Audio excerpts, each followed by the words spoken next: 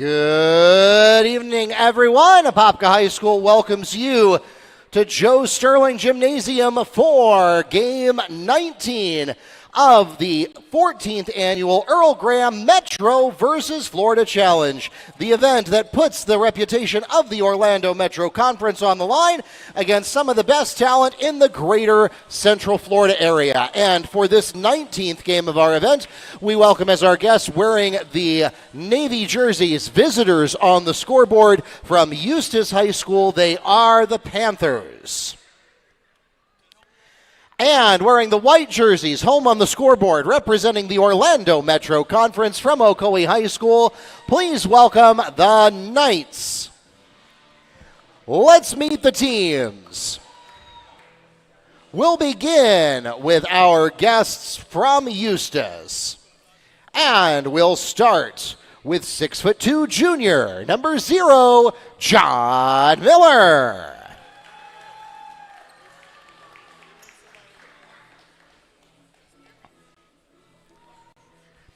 "6'4" senior, number 1, Andrew Riley.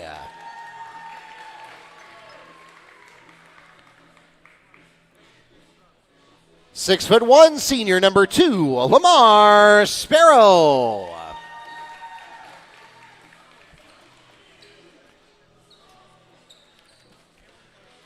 "6'7" senior, number 4, Cornelius Hines.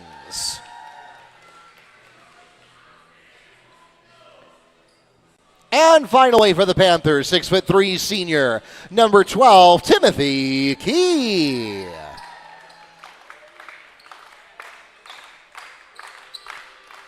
And now let's meet the lineup for the Metro Conference representatives, the Ocoee Knights. And we'll start at post with 6'6" senior, number 1, Princeton Garden.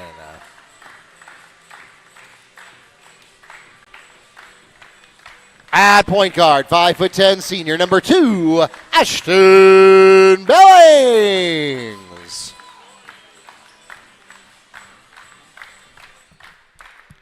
At guard and forward, 6'4" senior, number 3, Malachi Washington.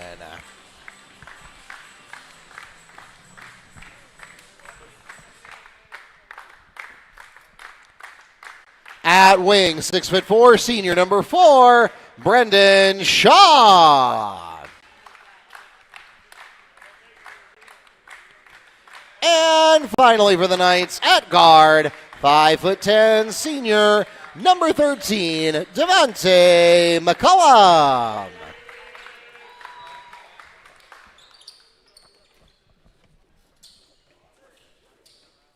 The head coach of the Panthers in his 5th year at Eustis, Wesley Green, and the head coach of the Knights in his 4th year at Ocoee, Mr. Marcel Thomas. The officials for tonight's game are from the Central Florida Officials Association here in Orlando. We thank them for their dedicated service to our high school athletic programs and join them along with our participating schools, reminding everyone to make great sportsmanship a part of this and every athletic competition. We also remind those of you in the arena, let your friends and family back in Eustis, back in Ocoee, or anywhere in the world know that we are live streaming on both YouTube and the NFHS network. It's the same broadcast on both services.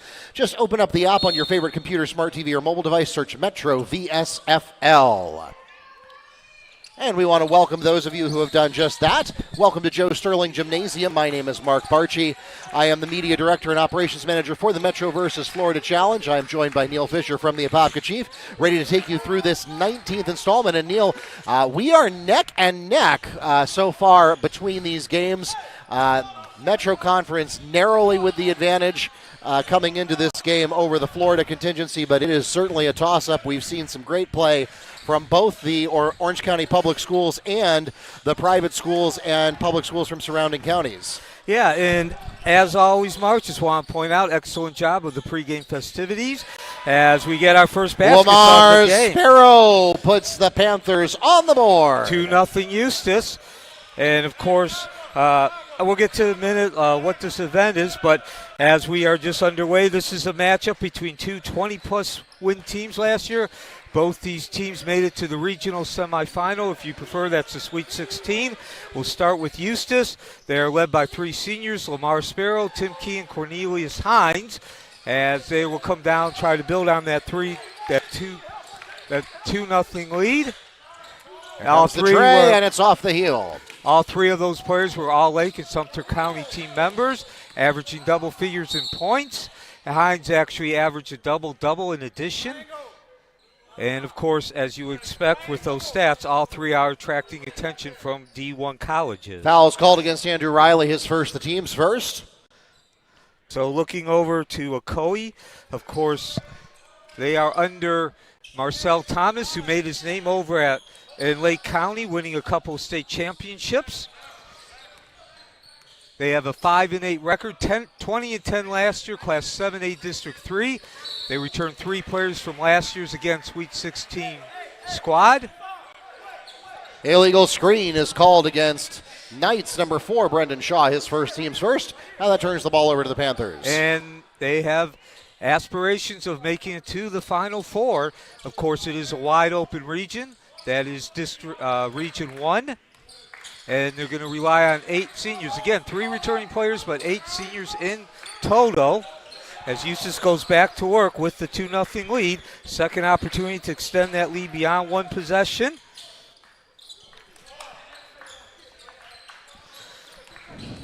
And that's Billings, sweeps it out, kicks it out to Miller, no dice. And strong rebound, skying for that rebound is Shaw. And back to work, Ocoee will go, looking to get their first points of the game. And that's not going to happen. Quick a hand, back at the other end, trying to go on the floating deuce. That Sparrow gets his own rebound, and this time he's good on the second attempt. Lomar Sparrow picks up 2 on the second chance basket, and we'll pause for a 30-second timeout requested by Ocoee. We'll take this opportunity to thank our presenting sponsors of the Earl Graham Metro versus Florida Challenge, including Dr. St. Germain and his team at St. Germain Chiropractic Clinics, offering the best non-invasive healthcare services in the Central Florida and Orlando area. With most insurance accepted, they can help you out with back and neck pain, headaches, auto accidents, slip and fall injuries, musculoskeletal conditions, and much more. When in pain, call St. Germain. So also want to mention, as we get ready to start again with the 4-0 lead for Eustis, representing the Florida contingency, forgot to mention that they are number 7 in Class 4A. Those are the Hoop Source preseason rankings. 22-6 last year, 20-10 for Ocoee. Again, both teams winning 20-plus and Sweet 16 appearances. So back the other way we go. Ocoee looking for its first points. It's down 4-0 from the top of the key. Shaw can't find it, rims off that. And doing the sky work is Hines. 4-0 lead for Eustis. And we got a whistle, 5:14 first quarter. Joe A. Sterling Gymnasium, the site. Checking into the game for the Knights, number 5, Michael McClelton. Also want to point out Eustis, very balanced team as well. 8 players averaging 6 points. Your leading scorer is Sparrow. That's number 2 at 13.7, followed by Key, number 12 with 12 points even. Team control foul is called against Panthers number 4, Cornelius Hines. That's his first personal foul, the team's second. So second turnover of the game for Eustis. And so far, Ocoee doing a good job of not letting that lead grow to more than 2 possessions. They're still looking for their first points, though. The game back to Houston on offense, averaging 55.3 points a game. Eustis in a 2-3 zone as we hit 5 minutes. And now Eustis taking a page out of Ocoee's with the turnover at the other end. Short, didn't have the angle. That was Sparrow, again, the 6'1" senior. One of the 3 core returning seniors. And he will go to the free throw line. Foul's called against Knights number 3, Malachi Washington, his first, the team's second. And that is ruled to be on the floor. It'll be Panthers ball at the opposing baseline. Okay, so excuse me, it's not a shooting foul.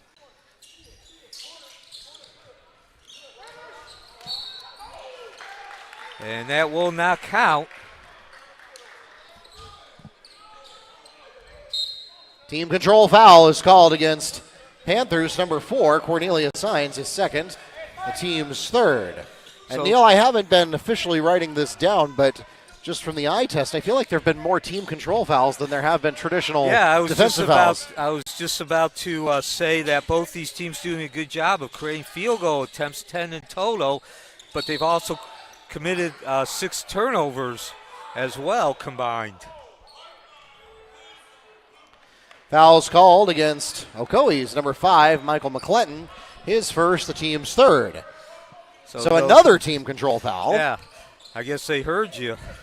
So Eustis still with a 4-0 lead, 4.5 first quarter. They bring that ball up. And another whistle. We already have 6 total fouls combined, 3 on each side.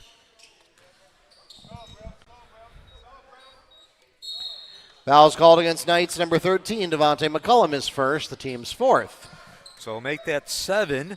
It's 5 fouls each period, and then you go to the free throw line. It is 2 fouls. They changed those rules a couple years ago. As Riley gets a grip on the ball, Eustis back to work, still with that 4-0 lead. They scored 2 of their first 3 possessions, nothing since then. The up and over, kissing the bank. Andrew Riley on the layup. So 6-0 lead as Eustis, after several opportunities, finally converts. Eustis comes in at 2-1, defeating Hope Academy, as well as Olympia. Those were 6 and 1 point victories. And then they fell to Masters Academy. They'll maintain possession 1-on-1. That's Riley against McClinton. Spins, runs into Washington, the 6'4" senior guard / forward. And he makes sure that there is no good look at the basket. There was a field goal attempt, but Riley was right underneath it. Eustis will maintain possession, so that does count as an offensive rebound. Ocoee comes in at 1-2, beating Mount Verde Academy. No dice on that attempt. And ripping that rebound down is Lee Peoples. As we come back the other way, Ocoee won't wait long, and they score their first points. 3 from Malachi Washington to put the Knights on the board. And the 2 losses Ocoee suffered, as at the other end we get a whistle on the attack and the charge. They were to University and Holy Trinity by 7 and 2 points. Fouls called against Knights, number 4, Brendan Shaw, his second personal foul, the team's 5th. At the line shooting 2 is number 11, Earl Young Jr. So again, mentioned both these teams won 20 games last year, were Sweet 16, and they are looking to get at least that far as they have a number of returners. Their core coming back, as the lead now is up to 7-3.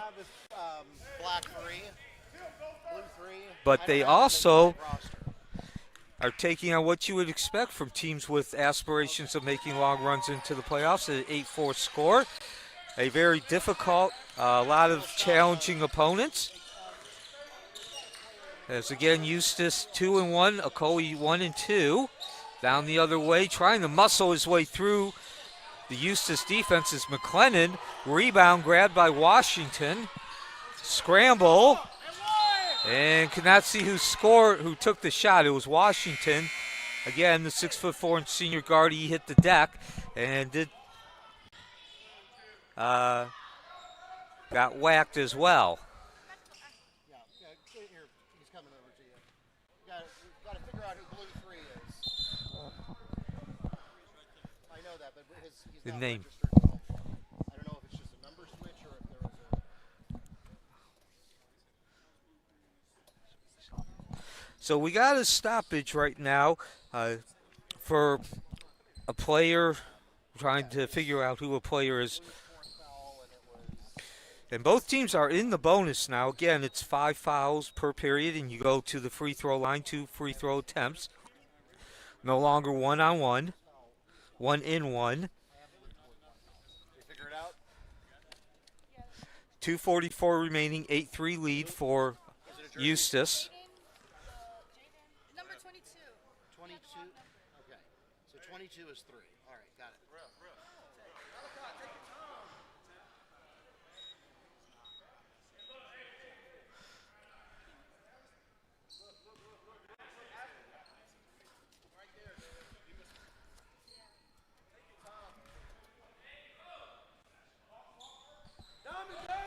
1 of 2 from the free throw line for Washington. He's up to 4.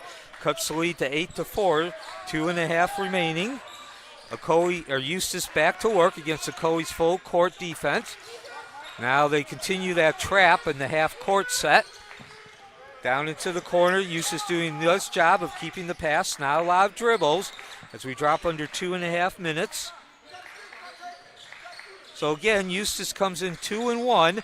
It's pretty much what you expect as far as the average, as the launch from Young Jr. He does not get it. No dice. Strong rebounding for Eustis. His teammates pick him up.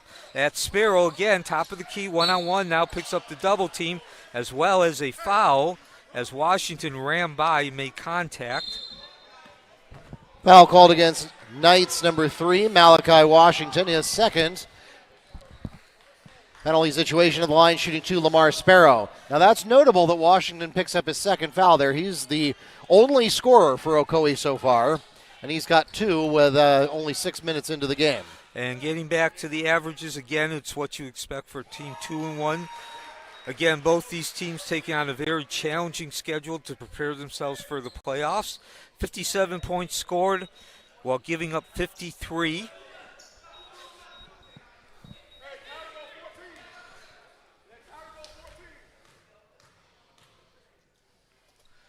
And so far, Eustis making the most at the line. Of course, no sooner do I say that than they miss. And we also have a whistle. It's going to be Ocoee Lane ball. violation called against the Panthers. Knights ball. So Eustis had made their first 3 attempts before that miss. And now Eustis, like Ocoee in a full court defense, it's a trap. And it's going to pay dividends back and over Palming. and back. Panthers ball. Well, palming, but nonetheless, the result is the same. It's a turnover. And Eustis up by 5 already, have a chance to further extend that lead. Checking into the game for the Panthers, number 12, Timothy Key. It's the 19th of 28 games, which will be played over the holiday weekend.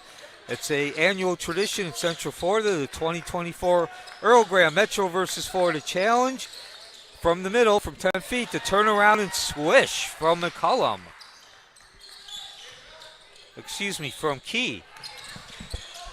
At the other end, Sparrow gets the turnover, but then commits no the foul. basket. We have a team control foul. DJ McCullum took the charge. So give McCullum. Foul's called against number 2, Lomar Sparrow. His second, the team's 5th. No bonus shots for team control fouls, but it does turn the ball over to the Knights. Checking into the game for Eustis, number 0, John Miller. So give McCullum credit. His team gave up possession, a quick turnover, and he puts himself in the right place to draw the foul. At the other end, no dice, trying to sweep through that lane and complete the drive with Shaw. At the other end, the long outlet to Miller. Both these teams are moving that ball up and down the court quickly. They went from a semi-slower pace in the half-court set all the way to this up and down, certainly in 5th gear, as McCullum splits the lane and he draws contact. Will not be a foul, though. Will just be an inbound pass. Ocoee does maintain possession. 106, 11-4 lead for Eustis. They have led throughout. They scored the first 6 points. And now they'll go back to work. On the right corner, right wing extended. McCullum, the 5'10" senior guard, again, 1-on-1. 2-man game. With McCullum, who sweeps through the lane and floats the deuce. That's Devontae McCullum for 2. So McCullum cuts the lead, 11-6, 40 seconds. Through the middle, out into the corner. Short, that was Rodriguez. Skying, ripping that rebound out. Lee Peoples at the other end, the long pass. Transition layup for Devontae McCullum. So Neil, after it was looking like it was going to be a shutout for a while, Ocoee is right back into this. They've got it down to a 1-possession ball game. 11-8, your score specifically, and if they so choose to take a tray, we could see a tie ball game heading into the second quarter. 17.9 seconds remaining. Ocoee scoring the last two, generated by turnovers. Both these teams playing a full court trap, and no sooner do I say it, then Riley picks up the turnover off to his running mate Miller, and he gets violated Miller on the attempt. Draws contact on the way up. He'll go to the line and shoot two. The foul is called against Knights number 0, Darren Roundtree. That's his first personal foul. So the 5th and 6th free throw attempts for Eustis. As we mentioned, they did make their first 3. Both teams in bonus for the remaining 8 seconds.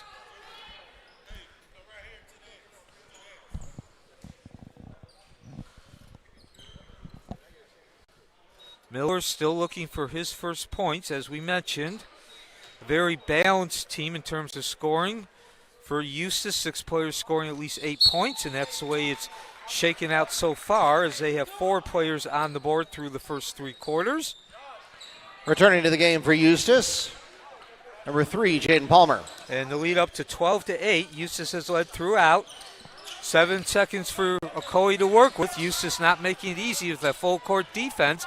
They get it out to Miller, who strokes the tray. At the buzzer, that's Darren Roundtree for 3, and that closes it to a 1-point ball game. What was starting to be a Eustis runaway for the first 4 to 6 minutes of this game has turned into a 1-point ball game. Ocoee barreling back to make it a 12-11 lead for Eustis as we go into our first break here in Game 19 of the 14th Annual Earl Graham Metro versus Florida Challenge. We'll take this opportunity to thank our presenting sponsors, our friends at Burn Fat Orlando, who challenge you to step on the scale with their money-back guarantee. If you don't lose weight within the first 10 days, they'll refund your money. Give them a call at 855-889-THIN. That's 855-889-THIN to get the tools and guidance you need to achieve better health and your weight loss goals with an inviting atmosphere, friendly staff, and programs to take charge of your weight and your life. 855-889-THIN.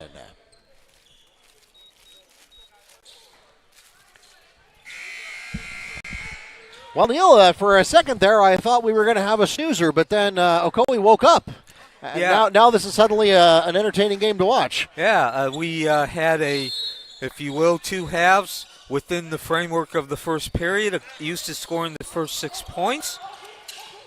And then Ocoee outscoring them 11-6 to bring us to that 12.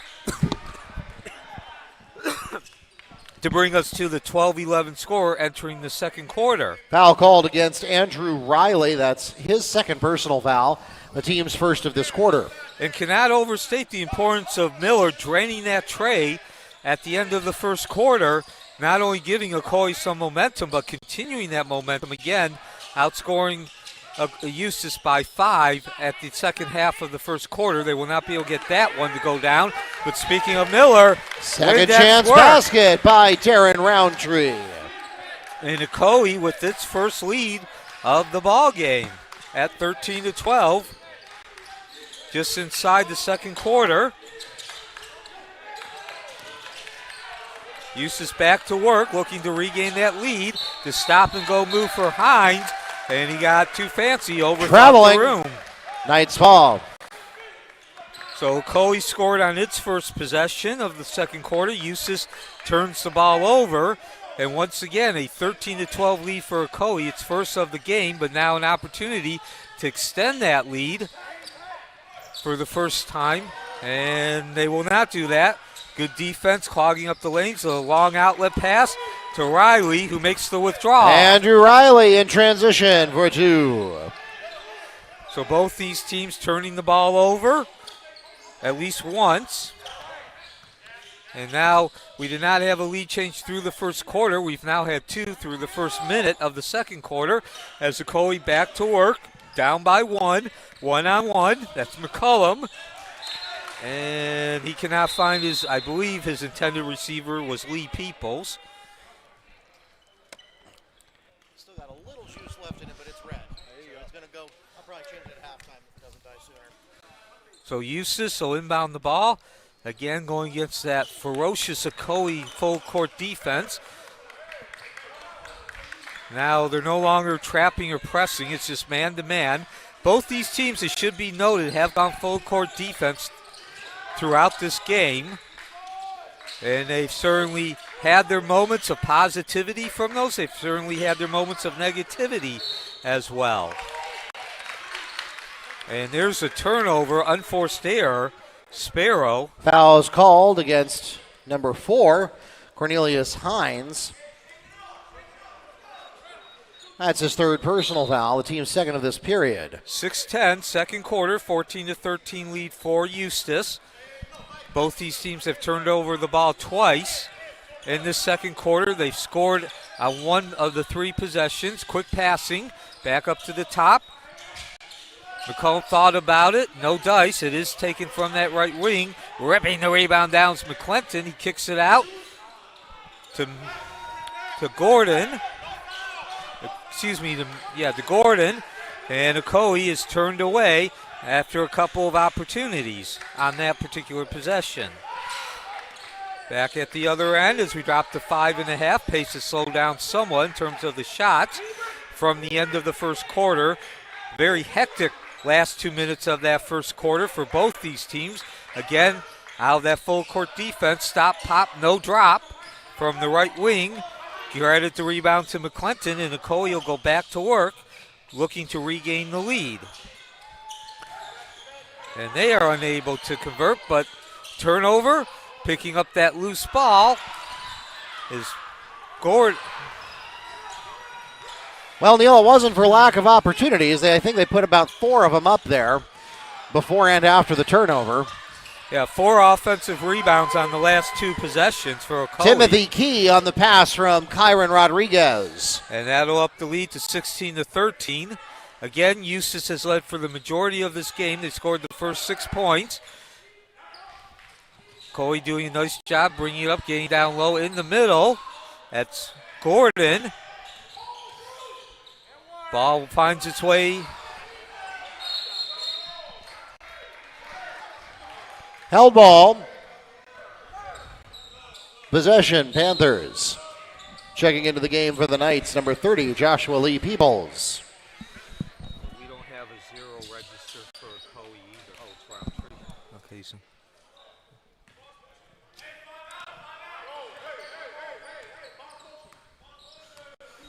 So Eustis brings that ball up. They've scored the last 4 points. Chance to get that lead back up to 5 or even 6 if they drop a 3 or the 3 ball. Certainly a lot more patience in terms of the shot than we saw up to this point. Does not matter as Riley steps back. 3 for Lomar Sparrow. Sparrow dropping the tray. And now Sparrow with 8 points, leading all scores, and there's a travel. Traveling. Panthers ball. McClinton having trouble with that somewhat errant pass. 30-second timeout requested by the Panthers. McClinton trying to handle that ball. It was about a foot to his right. 18-13 your score, 3:48 remaining. This is the 2024 Earl Graham Metro versus Florida Challenge. The 14th annual Earl Graham Metro vs. Florida Challenge is presented by Advent Health, offering the top ER docs within blocks. It's Central Florida's #1 trusted emergency room. Sometimes life can take an unexpected turn. When it does, know that the area's most preferred ER is nearby. Our elite team of specialty trained physicians and critical care nurses are available 24/7 to care for any of life's thrills and spills. And we offer the most ER locations. So Central Florida's #1 ER is always within reach. Find your Advent Health ER at myclosester.com.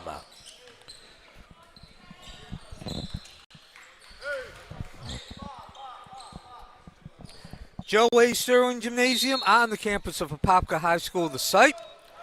The Eustis Panthers with possession now in the dark jerseys have scored 7 in a row.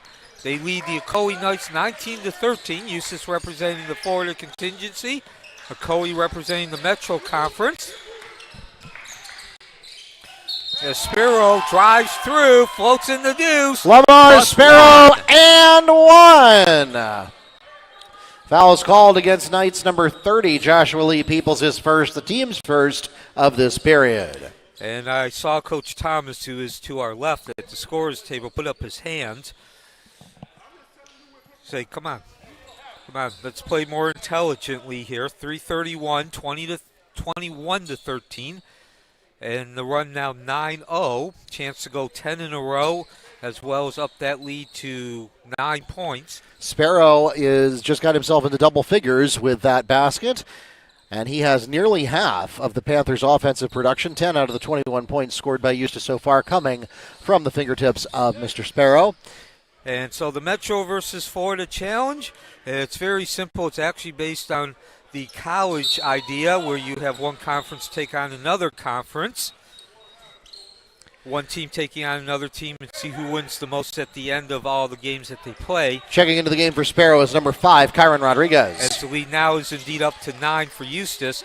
Every member of the Metro Conference takes on a non-member, otherwise known as the Florida Contingency. As we get a whistle with Ocoee going past half court. No foul. It'll just be out of bounds. Back to work. Ocoee goes. Washington clanks off the rim. Skying for the rebound is Earl Young Jr. Back the other way. The stop, the go. Handing it back to Young Jr. Two-man game with Rodriguez. He's one-on-one. Into the middle is Miller, and he took a hard hit. Hit the deck as well. And his teammates helping him up. Foul is called against number 30, Joshua Lee Peoples. That'll be his second personal foul, the team's second of this quarter. And that will also send the Panthers to the free throw line. Number 0, John Miller, shooting 2. So, again, looking at the statistics, this is a very unofficial statistic. Of course, it's just me and Mark. I'm the official. Mark Barchi's the other voice you hear, who's also the public address announcer. We pretty much do everything ourselves. We don't have anybody specifically keeping statistics outside of the points and the foul.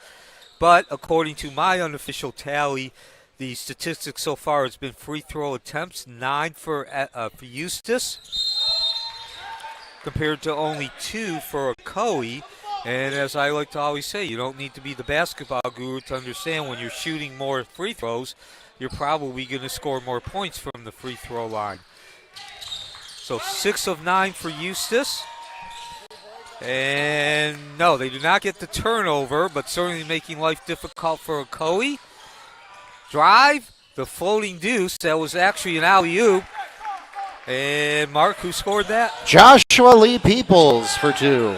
So that'll cut the lead to 26 to 13. Ocoee picks up the loose ball on the turnover. First attempt by Billings. He does not get it, but gets his own rebound, so give him credit. Crashing the boards hard. A second field goal attempt, and this time Ocoee will not maintain possession despite Shaw coming up with the rebound. We'll have a foul on Shaw. So again, getting back, this is the every game. They're 28 in total over 4 days. And thank you for joining us on this Friday night, spending a part of your holiday weekend with us. The Metro Conference, every member of the Metro Conference is a public high school, and they're located in Orange County. As Sparrow takes it, the up and over, kisses the bank. 12 points now for Sparrow. As we mentioned, he's probably the one of 3 standouts the team's counting on. They kick it out to the left wing. That's Ocoee. Too far. They go down into the corner. The baseline attack. Into the front was McClinton. Too hard. But again, crashing is McCullum. Second opportunity does not drop either. Too much heat. And the turnover back the other way. Another couple of attempts. So Coley hitting the boards hard, but unable to get a good look at the basket. Number 0, that's John Miller. And at the other end, John Miller and Eustis needing only 1 attempt.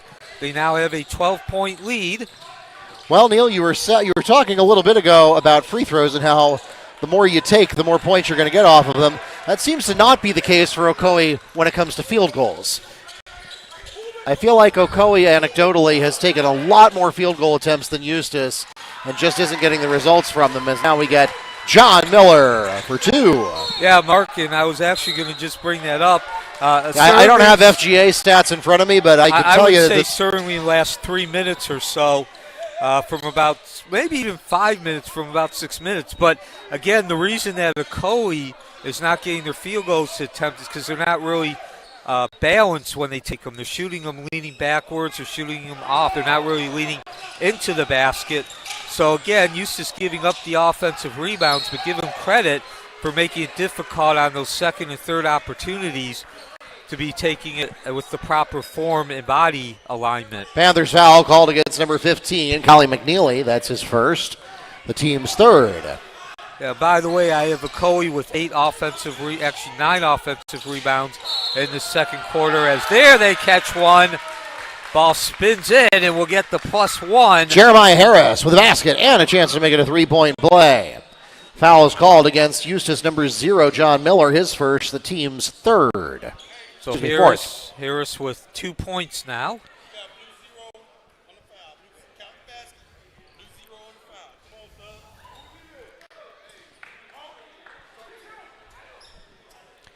And Eustis is going to have a fire drill here. They're just going to replace everybody with everybody else. And not only is Eustis, as I just mentioned, 12-point lead, 29-17, just under a minute, but they are also on a 17-4 run. They trailed 13-12 with 30 seconds remaining in the first quarter. That will take away some of that momentum. And Sting with that old-fashioned three-point play. Ocoee now going back to full court trap. Eustis breaks it. Relative ease. 40 seconds remaining. One-on-one. Into the middle. The turnaround from the corner of the left. Stop, pop, and drop for Cornelius Hines. We back up to 31-18. The answer from the old-fashioned three from Eustis. So again, Eustis taking control, seizing this game, lead with a 17-4 run, and now the question is, can they answer Ocoee? Can they maintain that lead? And as you mentioned, we had the old-fashioned fire drill on the last stoppage of play, and now it looks like they're going back to the original five-some. As Ocoee will maintain possession, 16.6 seconds remaining. Yeah, Timothy Key is the only one who's actually been consistent throughout these matchups. The reason you do that as a coach is you get a free timeout, and if you've got the bench depth to cover it, then it's a great thing to be able to do. But yeah, you pull 4 or 5 guys off, you take the next 60 seconds to do what you would have done in a timeout, and then you send them back. And also remember, I mentioned this a couple other times, 6 players scoring at least 8 points for Eustis, so it's not like you're substituting point production.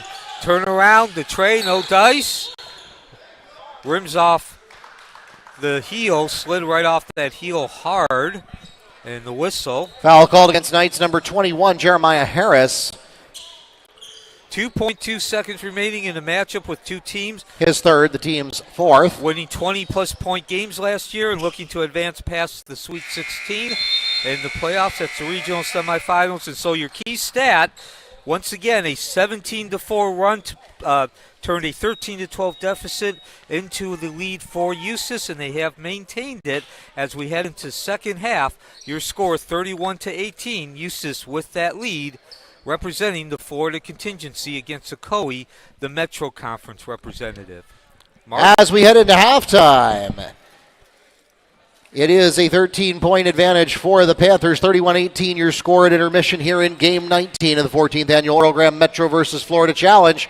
And we will take this opportunity to thank some of our other sponsors who helped to make the Metro versus Florida Challenge possible, including our friends at the Foundation for Seminole State College, who want to extend their appreciation to Kimberly Van Gundy's family. The impact of the life of Kim Van Gundy has continued through Seminole State College to honor her memory and continue her legacy of support for education and creativity. The Van Gundy family has generously donated 2 scholarships to Seminole State College. You can learn more about those endowed scholarships in education and interior design by visiting the Foundation for Seminole State College. The QR code is in your program.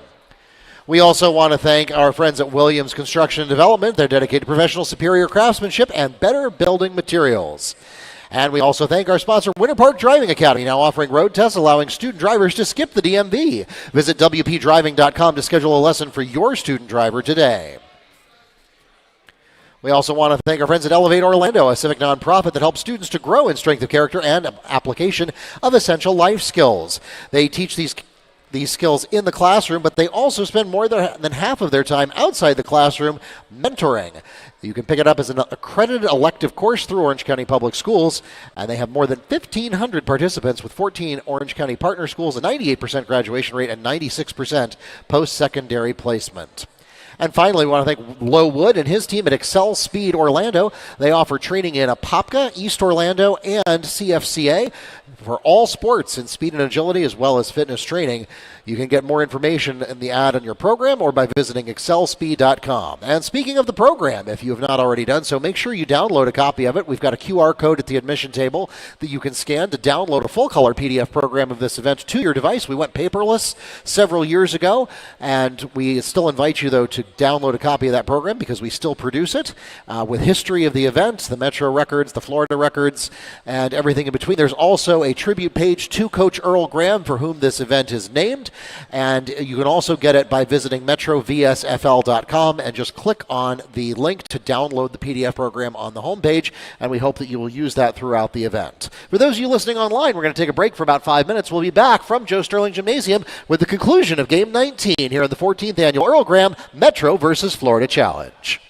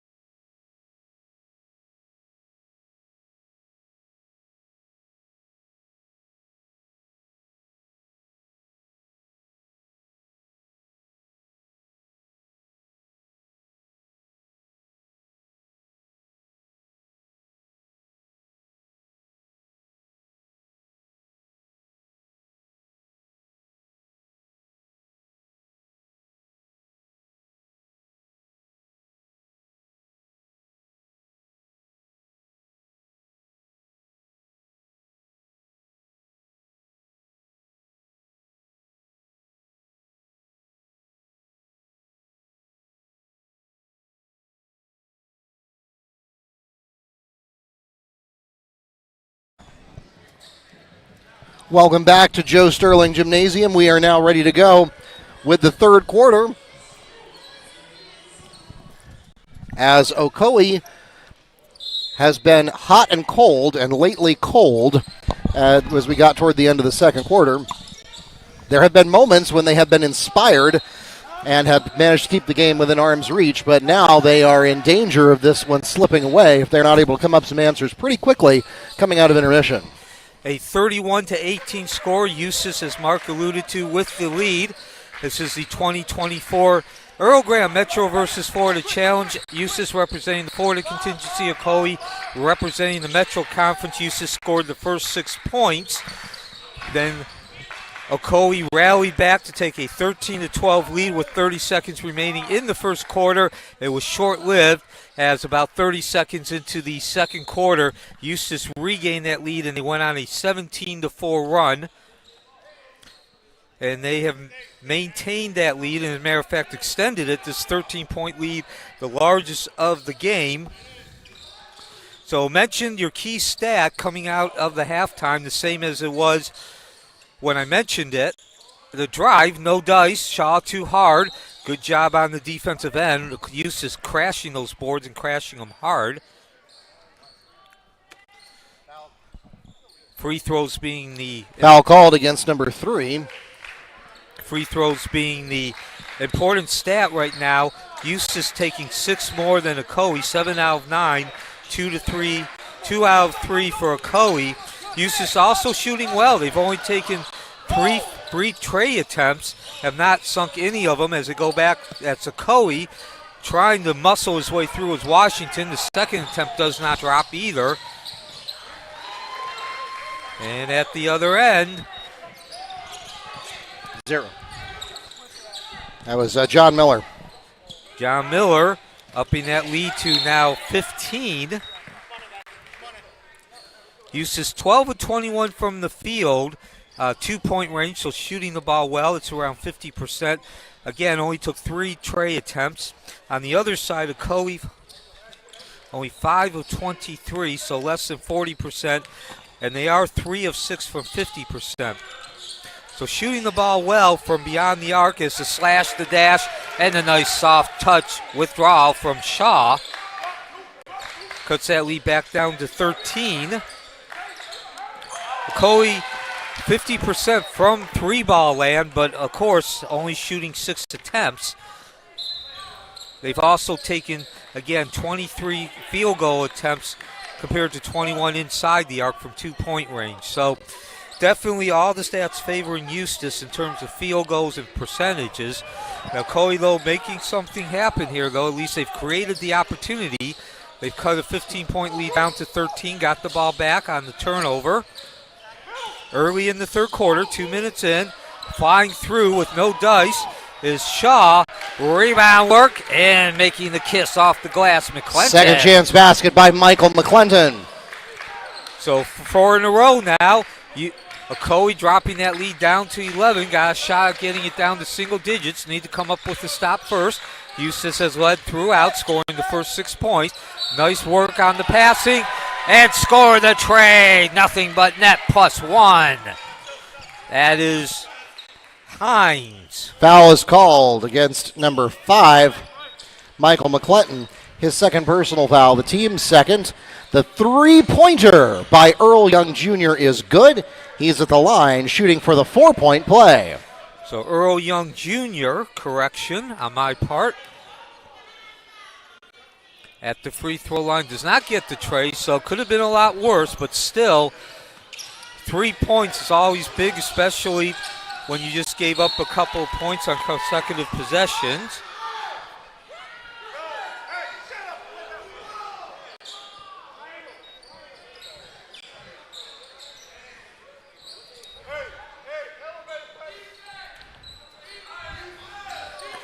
Ocoee will inbound again, 5.5 third quarter.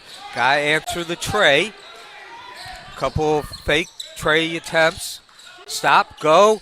Soft touch, no dice. Trying to tip it in was Harris. He can't get it. Third opportunity for Shaw. Muscles his way in. And Eustis again crowding and just making life miserable for those Ocoee forwards. There's no room to operate once they get those offensive rebounds.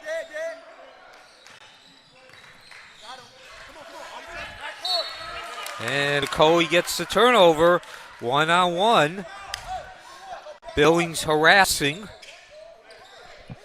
As we now have 5:01 in the third quarter, a 14-point lead for Eustis. This is the 2024 Metro versus Florida Challenge. Oh, nice passing through the lane and dropping the deuce off the bank is Lee Peoples. So that'll cut the lead to 12. Ocoee with an opportunity to regain some of this momentum as they now go to 1-2-2 full court defense. Now they're trapping, and they get the turnover as well. 10 seconds in the backcourt. Knights ball. And as you just heard Mark Barchi, he's also the public address announcer, as well as my partner say. It was a 10-second in the backcourt. Ocoee back with possession, and they return the favor, as you like to say, Mark. Traveling. Panthers ball. And that's been the problem throughout this game. Ocoee's created their fair share of opportunities to gain some of the momentum, not just in terms of the scoreboard, but just in terms of the style and enforcing their will. And every time, most of the time, or at least the majority of the time, they've committed a mistake, a self-inflicted mistake.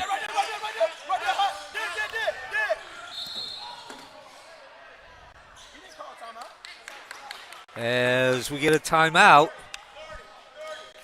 Coach Green, seeing his team in trouble, wisely makes the signal, and he's granted the timeout. 30-second timeout requested by the Panthers. That's their second of the game. That leaves Eustis with 3 remaining and Ocoee with 4. 36-24 is your score. Eustis has led throughout.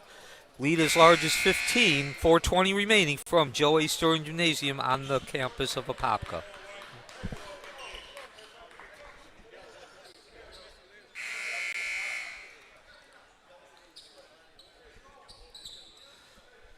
So once again, the 12-point lead with 4:20 remaining in the third quarter, a 17-4 run by Eustis. Eustis with that 36-24 lead. Eustis putting together a 17-4 run starting at the beginning of the second quarter to regain the lead. There's been only 2 lead changes. So again, if you're new to this event, it's the Metro versus Florida Challenge, now named after Earl Graham. Flying through that lane, the stop drop does not drop, but drawing contact, the effectiveness, Sparrow will be at the line. Foul is called against Knights. Number 21, Jeremiah Harris. That's his second personal foul. The team's second of this quarter at the line shooting will be number 2, Lomar Sparrow. There are 23 teams in the Metro Conference. The requirements are very simply, the school has to be located in Orange County and be a public high school. And at the end of all 28 games, this is the 19th, we will be back here tomorrow, 2 games today, as Sparrow goes 2 for 2, now up to 14-15. He is your leading scorer. Forgot to mention that at halftime. He had 12, now up to 15. We add up who has more, the Metro Conference or the Florida contingency. Each game pits one member of the Metro Conference against a non-member, a.k.a. the Florida contingency.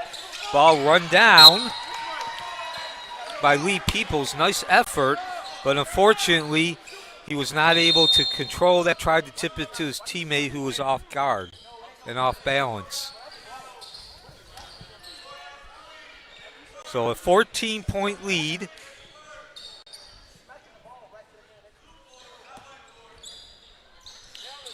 After that 17-4 run, the lead was 11 for Eustis. The lead has remained between 11 and 15. Since then, that was about midway through the second quarter. And now Eustis, also give them credit, they've been smart in terms of picking and choosing their spots in terms of fast breaks, trying to be aggressive on defense to create those fast breaks. From the left wing, swish from Young Jr. 3 for Earl Young Jr. So again, and one of those statistics that bear out what I just said about taking their spots, being patient. Only 7 3-point attempts now for Eustis, as they've shot over 50% from the field, and they'll get another opportunity to further extend the lead. The 17 points is the largest, so now an opportunity not only to extend the lead in itself, but an opportunity to extend what is the largest lead of the game. Ocoee remaining in full court defense. Actually, a three-quarters defense would be more accurate. And this time it's effective with the turnover.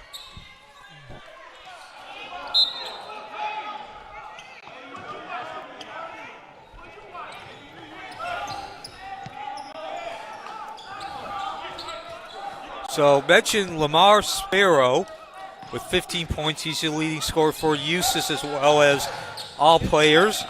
But he's had good support. John Miller with 9 along with Young Jr. with 8. Both of those more than any player on Ocoee. And at the other end, the swipe, the steal, and kissing the glass. The nice roll touch from Sparrow steals 2 on the layup. So Sparrow now up to 17. And there, of course, we have mentioned throughout the game his offensive wares, but there he showed his defensive wares and also an understanding that you can create offense from defense. And speaking of defense, another turnover for Ocoee. 2:17 remaining, 43-24. Both these teams won 20 games last season. Both advanced to the Sweet 16. That's the regional semifinals of the playoffs. Eustis 22-6, Ocoee 20-10. Do not wipe the floor. I'm telling you that. So we can hold the game until it gets wiped up. And Eustis making it to the Sweet 16 in Class 4A. Ocoee doing the same in Class 7A. And so far, with this 19-point lead in other than about 30 seconds, Eustis leading the game, it certainly looks like Eustis is much closer to returning to form from where they left off last year, Mark.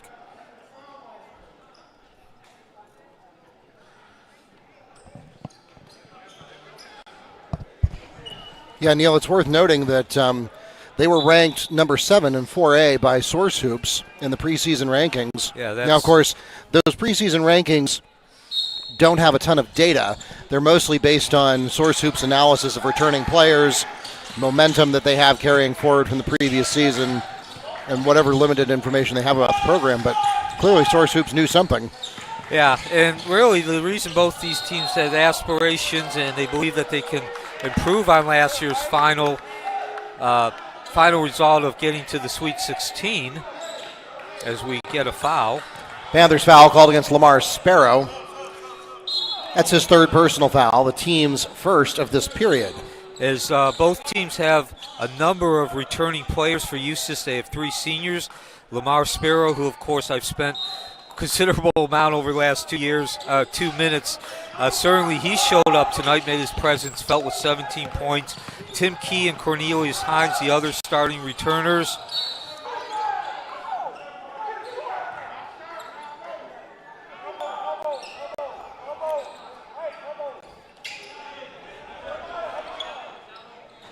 Cornelius Hines, as I mentioned, has been great support. Earl Young Jr. called in a second personal foul, the team's second. Knight's ball at the baseline. He comes back after averaging a double-double last year. His rebounds and points, double digits. And there you see that tough, nasty Eustis defense. Ocoee will be able to avoid disaster this time as they also draw the foul. But again, Eustis has just made life so difficult for the Knights in the paint. Panthers foul called against Earl Young Jr. is third, the team's third of this period.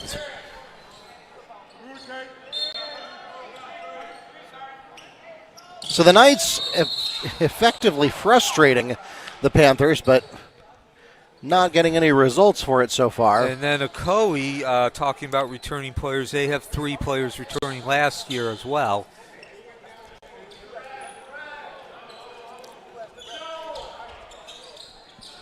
So again, that's... And a little collision, and I'm not seeing a foul call. I think they're just saying that the athlete slipped. I think the floor got a little sweaty there. And so they're just going to pause play to get the floor clean. There was no foul called there. So again, both these teams with aspirations, the belief that they can further improve their final result of 20-plus wins in a Sweet 16 appearance, because they do have that core returning, the core of returners coming, returning players forming the core.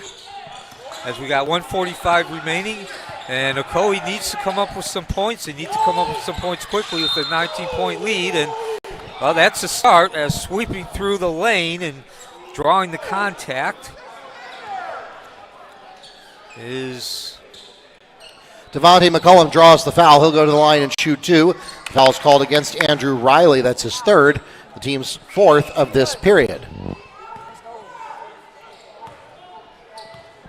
So again, mentioned the key stats, been free throws. I did that when we came back for the second half. And Ocoee, this is only their fourth and fifth free throw attempt of the game.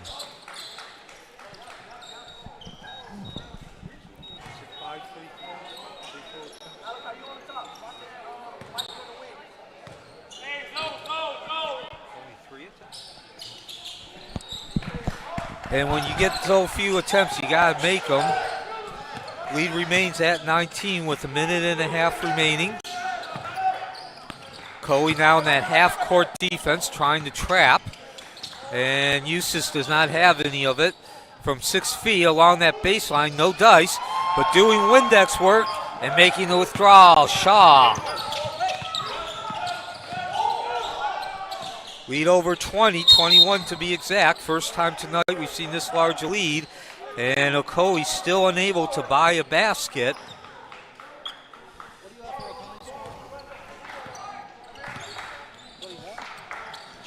So the score is officially 45-24.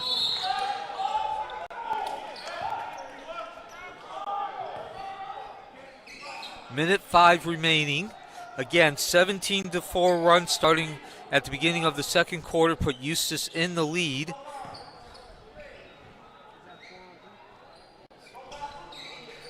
Foul's called against Knights number 3, Malachi Washington, his fourth personal foul, the team's fourth of this period.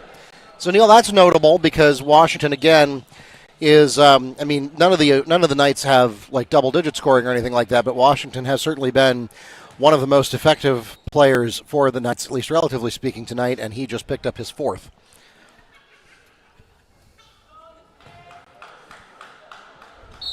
So the inbound pass with, again, 59.5 seconds from the left corner.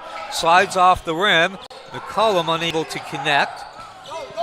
And ripping the rebound down is McCullum. I hear Coach Thomas yelling, go, go, go. Now down to 45 seconds. So Ocoee with an opportunity here to build, create something to build on. They can get the last shot, at least as this quarter comes to an end with 40 seconds remaining. And there it is. 3 for Devontae McCullum. At the other end, does not get the roll, the long tray from Miller.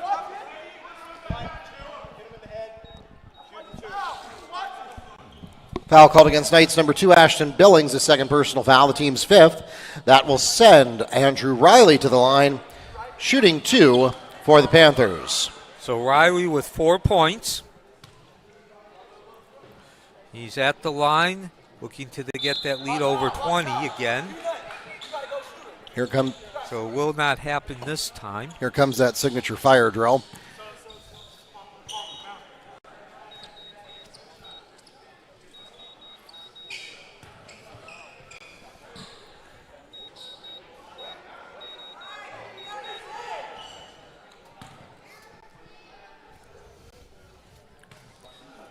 So Riley, again, an example of the depth of this team, at least in terms of scoring. Not sure what the exact stats are rebounding. Actually, I can look at that. But as far as scoring,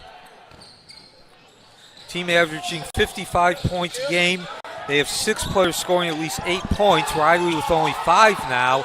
And with this 20-point lead, 19-point lead, that means someone else is picking up the slack besides Sparrow, who's close to 20. And possession will remain with Ocoee. 3.3 seconds remaining, so they have the opportunity to get the last basket. Still a long way to go, down by 19, but it's a start. And just that quickly, Eustis snuffs that out as Sutton gets in the way of the pass and picks it up. So a 17-4 run put Eustis in the lead at the beginning of the second quarter, and they have just extended it at the end of the second and third period. Now a 19-point lead, 46-27. This is the 2024 Earl Graham Metro versus Florida Challenge as we head into the fourth quarter. With 8 minutes left to play, it's a 46-27 lead for the Panthers, and we are headed toward the last 8 minutes of Game 19 here at the 14th Annual Earl Graham Metro vs. Florida Challenge presented by St. Germain Chiropractic Clinic, Bird Fat Orlando, and Advent Health.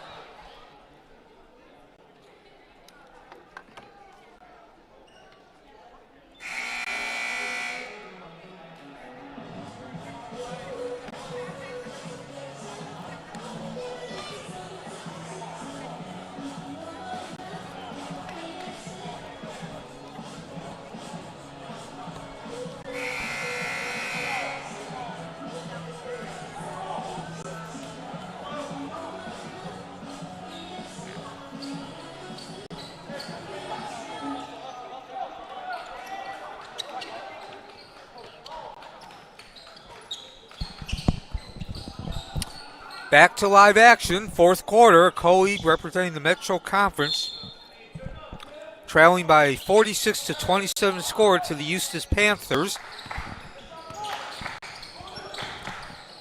And as I mentioned at the beginning of this contest and throughout, this is a matchup between two teams that won 20-plus games last year and advanced to the Sweet 16. And so far, it's been Eustis clearly looking more back into that form.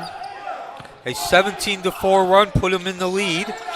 That began at the start of the second quarter.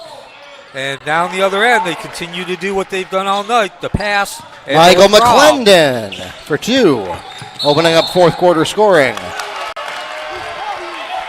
And also taking a charge. Team control foul is called against number 2, Lomar Sparrow. That's his 4th personal foul. Only 2 lead changes. Ocoee taking the lead. Eustis scored the first 6 points. Ocoee answered, took a 13-12 lead again. That was with 30 seconds remaining in the first quarter. And then the 17-4 run by Eustis, and they've only extended that. Free throw line, free throw shooting has been the key to that, as Ocoee has only gone to the line 5 times. And Neil, that is notable that was Sparrow's 4th foul. Sparrow is the leading scorer with 17 points for Eustis by a long shot. And so, obviously you have a little bit of a cushion here, so you could probably survive as the Panthers unless something dramatically changes in terms of momentum. But still, you don't want your top guy in foul trouble with 7.5 to play. From the left wing, the tray, no dice. The attempt to tray, no dice. And that was Harris getting a hand on it, but he was unable to corral it. So 2 more games after this one concludes that will match University representing the Metro Conference, taking on Auburndale. And then we conclude day 3 of 4 with Lake Buena Vista, 1 of 5 teams playing 2 games taking on Lake Mary.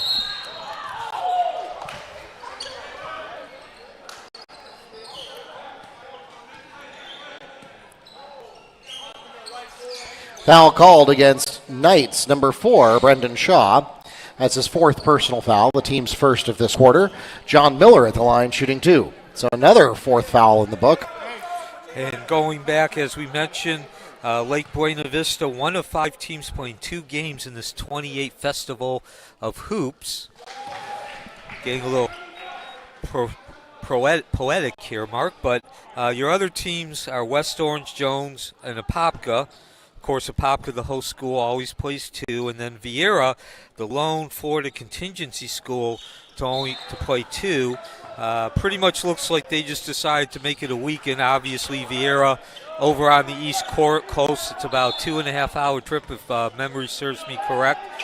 It's not a trip that you can make twice in consecutive days. So, again, they played this afternoon against Freedom, and they'll play tomorrow against Windermere. That game at 1:45. They'll actually follow Apopka versus Lake Howell. 6:40 remaining. A 19-point lead still for Eustis. Again, they've led for all but about 30 seconds. Basket by Jeremiah Harris. And tomorrow, action begins at 11 a.m. It'll be a matchup between the women. Apopka women taking on Mount Dora women. Score the deuce. We've seen that over and over, that quick extra pass in the paint. Andrew Riley from Timothy Key. Up and over, kissing the glass. Shaw. Brendan Shaw picks up 2 for the Knights. Back the other way, the steal. Loose ball. Driving to the lane, had an open look. McCollum, but couldn't connect. And Timeout. Panthers. It'll have to be a full timeout. Full timeout called by Eustis. Yeah, they were in trouble. They actually only wanted a 30, but they don't have a 30 left. So again, Ocoee, when they do have their opportunities, it's been often self-destructive, self-inflicted mistakes and errors. 17-point lead, 5:56 remaining from Joe A. Sterling Gymnasium on the campus of Apopka, 50-33. We'll take this opportunity to remind you we are live streaming for the rest of the night, and so we've got lots more action coming your way here at the 14th Annual Earl Graham Metro versus Florida Challenge. Coming up next, we have game number 20, and that will be University taking on Auburndale from our friends in Polk County. That's coming up at 6:45, and then we'll wrap up the night with Lake Buena Vista versus Lake Mary. All of those games being live streamed and simulcast on both NFHS Network and our YouTube channel, Metro VSFL. We also want to invite you, if you haven't already done so, make sure you download a copy of our program. Even if you're watching us online, you still have an opportunity to participate in the history of the event, a tribute to Coach Earl Graham, messages from all of our sponsors who helped to make the Metro versus Florida Challenge possible, and of course, rosters and team previews for all 50 of the participating programs. Just go to metrovsfl.com if you want to download that. Foul is called against number 4. That is Cornelius Hines' 4th personal foul, the team's 2nd. So now we've got 3 players with 4 fouls on the floor, 2 from Eustis, 1 from Ocoee. Yeah, and Mark, since you brought up Earl Graham, of course, this event now run in his honor and his memory as a way to also celebrate his legacy, what he left behind. As the tray bounces off, skying for the rebound is Rodriguez. Back to work, Ocoee goes, sliding through the hop, stop in the shot from McCullum, and shot does not count, offensive foul. Touched the backboard equipment. That's out of bounds, and it'll be a team defensive rebound for the Panthers. So Coach Graham passing away the first week in January of 2021, unfortunately due to COVID. And if you're not familiar with Coach Graham, well, he was one of those individuals who was involved in high school athletics for the right reason. You know, we hear a lot about coaches cheating or coaches not really having the best interests of the players they coach and those they work with in mind. That was certainly not the case with Coach Graham. Foul called against Knights number 5. Michael McClendon is 3rd, the team's 2nd. Coach Graham, an assistant coach for over 50 years, never wanted to be a head coach. And he was very much a coach who worked behind the scenes, didn't feel the need to be in the limelight. He often sat behind the bench. To even sit on the bench, you often see assistant coaches sitting next to the coach. Coach Graham didn't even want to do that. And if you ask any of his players, I'm sure probably 90-95% of them would just say he was a great coach, and they developed very, very much because of Graham's tutelage, but even more so, his tutelage helped them become better players and develop as young men. 3 for DJ McCollum. And of course, for those of you who aren't familiar with me, my primary job is reporter with the Apopka Chief. I cover Apopka and Wekiva, and Coach Graham was, for I believe it was 10 years or maybe 11. Traveling Knights ball. He was Coach Williams' right-hand man for all intent purposes.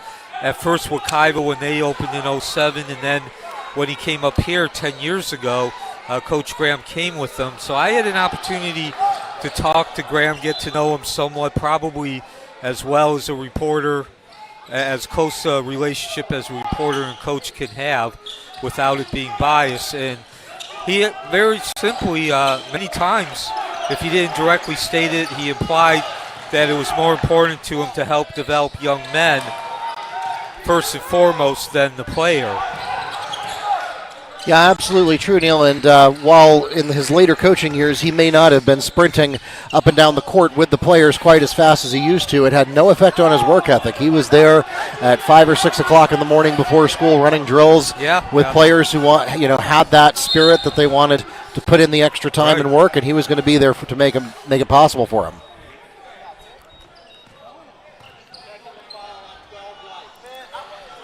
Technical foul is called against Ocoee's number 12, DJ McCollum. That's his first personal foul. The team's third. Shooting the technical free throws will be number 12, Timothy Key. Yeah, Mark, and to that point about opening up the gym and working with the players before school opens, remember school opens at 7:15 in Orange County. That's what always impressed me the most as far as one specific tangible action or decision he made. And I always go back to the fact that impressed me because he was a firefighter. And most coaches, it's not a requirement, but most coaches are on campus. They're either a teacher or part of the support staff. So while it might be an inconvenience for a coach to open up a gym and work with the player in terms of the time having to get there early, it's not in terms of location. They had to be at the school anyway. That was not the case for coach because it was not he did not work on campus. And then, of course, I also just point out again, firefighting, I don't think I'm saying anything unusual, but just to complete my thought about the kind of man Graham was, firefighting is not an easy job. It can be a life-threatening job, and I think that also shows the selflessness. Oh, yeah, he certainly had the spirit of a public servant throughout his life, whether it was in his professional career or in his coaching career, and certainly his presence is missed here at the Metro vs. Florida Challenge. His job was typically to guard the hospitality suite that has all of the refreshments for the staff members, which is a little bit like having the Fox guard the hen house. As you've said, every year since the event has been held in his honor. Foul is called against number 4, Brendan Shaw. That's his 5th personal foul, and he retires from the game with 4 points for the Knights. And I'd also just like to say, since you brought up the Fox in the hen house analogy, Coach Graham's unofficial duty as coach was to sample all the foods. I don't recall food that he sampled that he did not like. So certainly impossible to replace those shoes, but Scott Williams and his staff have certainly done everything that they can to keep that spirit alive and to keep that work ethic and all of those life-changing moments, both as an athlete and as a young man, for all of these players that come through this gymnasium. They continue to keep that spirit alive, and they owe a lot.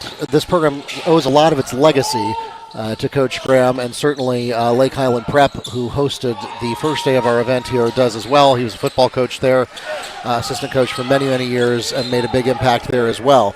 So that's why the event bears his name now and has for these past 3 installments. And also the most valuable player we award at the end of each game. And I'm looking down at my stats here, and if you've been paying attention, you probably have a good guess. It's going to be Sparrow, 18 points. Don't spoil it, Neil. So yeah, if you got a couple minutes, please stick around as we do our annual tradition of awarding the most valuable player as well in honor of Coach Graham. And that'll be an easy deuce for Transition the layup by Devontae McCollum. So 15-point lead, 53-38, still 2.5 minutes remaining. Ocoee still can come back, still that 2.5 minutes, but they're going to have to make some headway quickly when we come back from Joe A. Sterling Gymnasium on the campus of Apopka. Full timeout requested by Ocoee, and we'll take this opportunity to remind you, if you haven't already done so, make sure you download a copy of our program. It's completely free. We went paperless a few years ago, so we no longer issue paper copies of the book, but we still produce it, and you can still download it. You get some history about the event and its 14 years that it's been at Wekiva, Lake Highland Prep, and Apopka, all three of those schools serving as host. You'll see that the Metro Conference is looking to get back on the winning side of things. They're on a 4-year drought with the Florida teams winning, but Metro still has the overall lead for the event. You can also get some more information about Coach Earl Graham and a tribute to him that will persist in our program for the remainder of the life of this event. And you can get team previews and rosters for all 50 teams participating. Just go to metrovsfl.com to download it. Back to live action. Eustis with the ball, 53-38 lead over Ocoee. Eustis representing the Florida contingency. Ocoee representing the Metro Conference. And certainly making life difficult on this possession is that full court defense. But in the end, it's number 3 breaking that. Jaden Palmer gets his own putback. Turn around for the other 3. And 3 for Malachi Washington.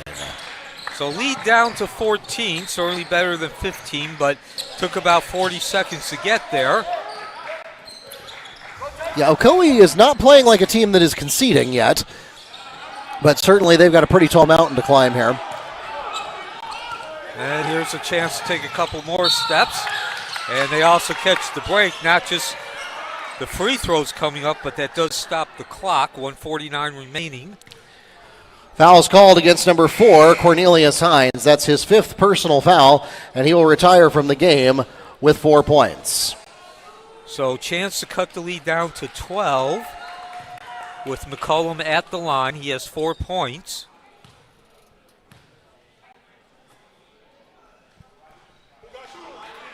I have 7 for McCollum.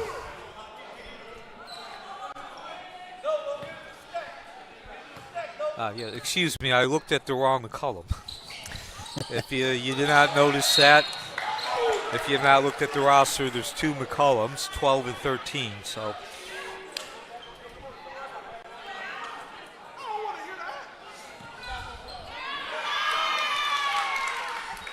about 150 fans in attendance. Foul is called against number 2, Lomar Sparrow. That's his 5th personal foul, and he will retire from the game with 18 points for Eustis.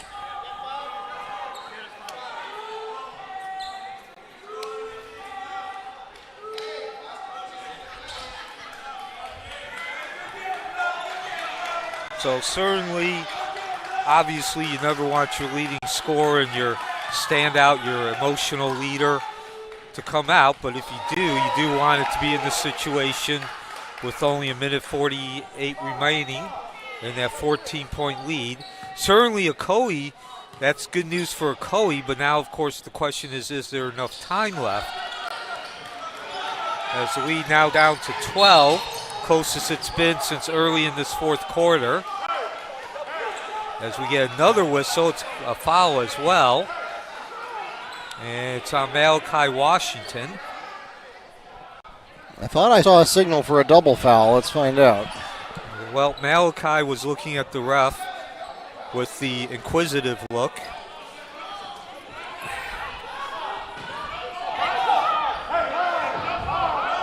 Double foul, 3 white. And you're correct, Mark, double foul.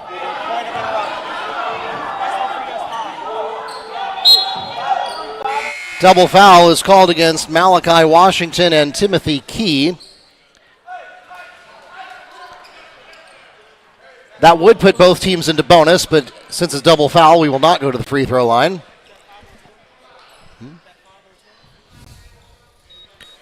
So as you just heard Mark say, that's Mark Barchi, who's also the public address announcer, as well as my on-air partner. I'm Neil Fisher.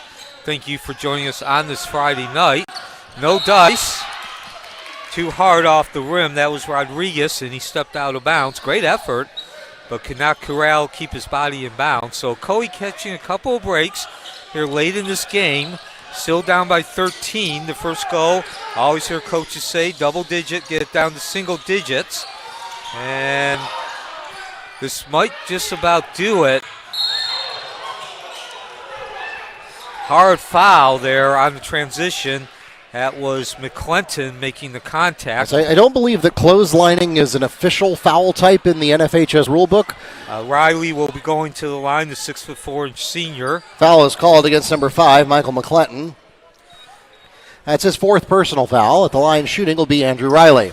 And so I'd say this might be the final proverbial nail in the coffin, not just because you got Riley at the other end and he's got a chance to get that lead back up to 15, but Ocoee was unable to score on their end.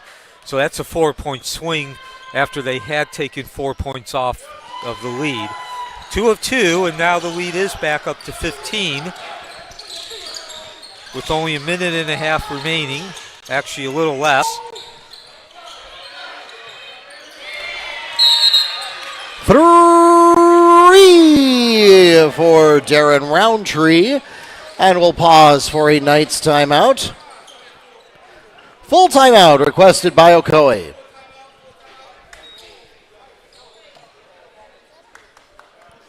(57-45), 1:16 remaining. This is the 2024 Metro versus Florida Challenge honoring Coach Earl Graham.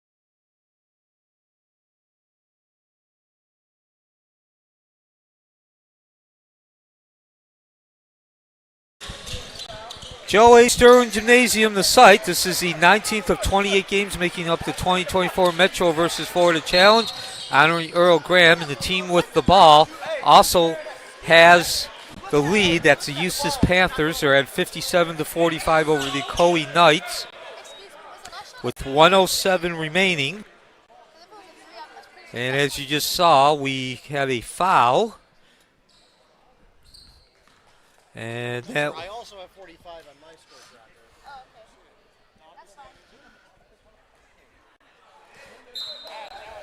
So Eustis scored the first 6 points of this game. They converted their first 3 field goal attempts, and they've led off but about 30 seconds. That 30 seconds was the last 30 seconds of the first quarter. Ocoee took a 13-12 run, and then took a 13-12 lead, and then a 17-4 run put Eustis in the lead. And as you can see, they've continued to extend that lead as Ocoee's battling, trying to, now under a minute, get that lead at least down to single digits. Certainly Ocoee has not conceded, but again, looking back at the course of this game, just too many self-inflicted mistakes on Ocoee. They often were able to match Eustis in terms of turnovers or rebounds, but then they give Eustis that one extra for every 2 possessions by those self-inflicted mistakes.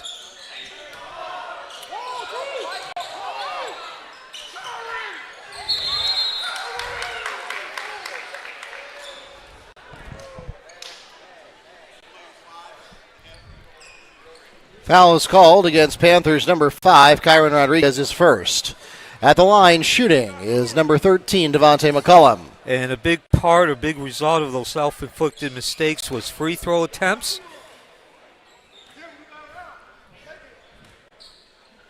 As Eustis has taken over 20 free throw attempts compared to just 5 for Ocoee.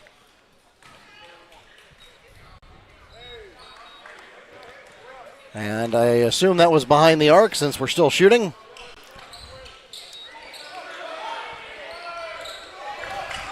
Putback made by Jeremiah Harris. So Ocoee is able to get that lead down to 10. They've been oscillating between 10 and 13 for about a minute and 15 seconds now. 30-second timeout requested by Ocoee. Still, with only 29 seconds left, this game is Eustis. They will have to make some mistakes to give Ocoee an opportunity to cut into that lead. We are live from Joe A. Storing Gymnasium on the campus of Apopka. Coming up next, we have Game 20 of the Metro versus Florida Challenge, and that'll be University versus Auburndale. That's scheduled to start right now. Obviously, we're not going to make that, but give us about 10 minutes to turn it around between games, and we'll bring that to you next. So with that 58-48 lead and 29 seconds remaining, if you're Eustis, you don't necessarily need to score. You just need to take time off the clock. Ocoee came in, got a couple of hands, but we did get 8 seconds off that clock. Fouls called against Knights number 14, Anthony Kailarinas. That's his first penalty situation at the line, shooting 2, Timothy Key. So don't turn the ball over in terms of specifically what you want or don't want to do if you're Eustis, and they did not. And now you just want to force Ocoee to take some time off the clock before they shoot as well.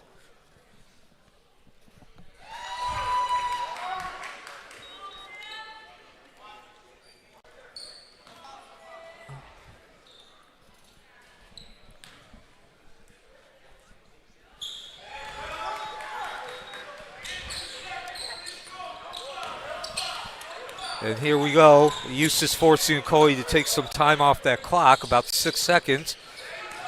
And they'll get the rebound, and we're not quite done yet. Foul in the corner. Send Riley to the line.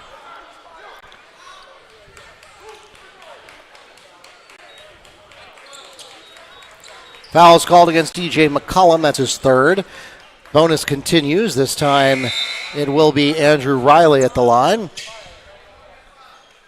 So I also want to point out, too, one other factor to close this out certainly reflects the score.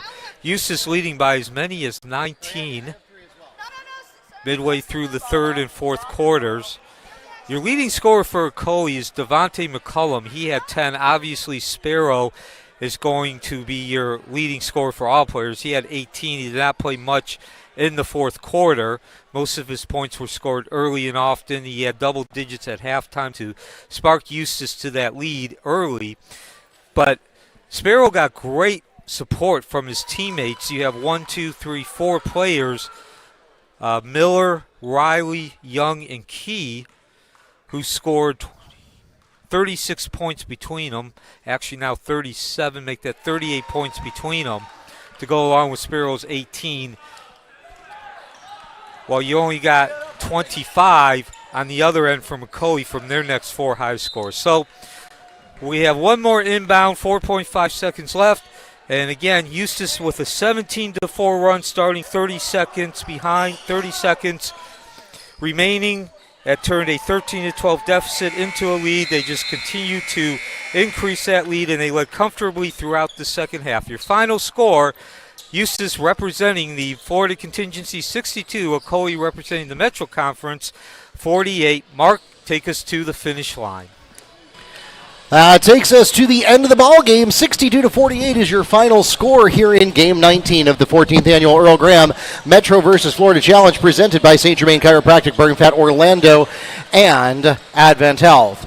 Don't go anywhere. We've got some hardware to hand out. We have our MVP plaque being presented in memory of Coach Earl Graham, our long-term assistant coach here at Apopka, who coached and impacted thousands of lives throughout Central Florida. You can read our tribute to Coach Graham in our digital program to learn more about this remarkable man.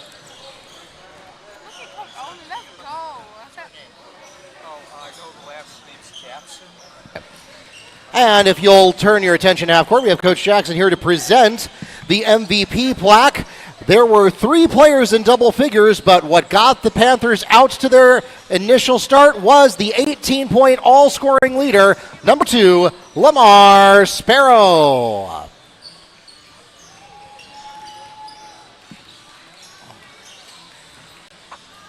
Congratulations, Lomar. And once again, we will now head into game number 20. If you are watching us online, just remember that each one of our live streams is separate. Each game is on its own live stream, and so we will be ending this one, and we will meet you at the next one in just about 8.5 minutes.